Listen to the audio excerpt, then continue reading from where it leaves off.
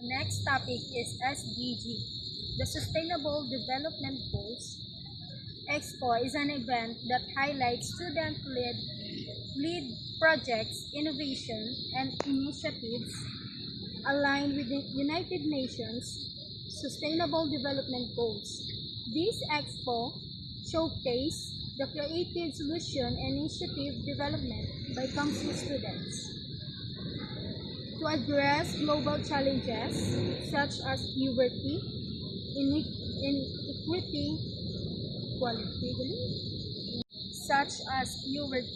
inequality, climate change, and environmental degradation.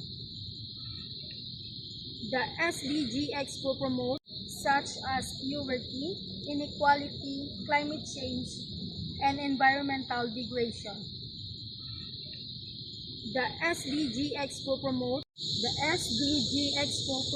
sustainability, environmental stewardship, and social responsibility, reflecting COMSU's commitment to producing graduates who are not only academically excellent but also socially conscious and environmentally aware. By participating in the SDG Expo, students gain valuable experience in developing innovative solutions to real-world problems, preparing them to become active contributors to creating a more sustainable and equitable future.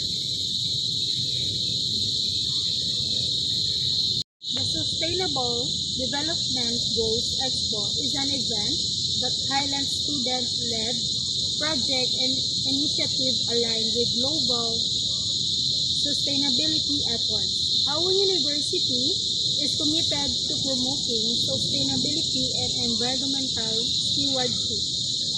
Renewable energy project.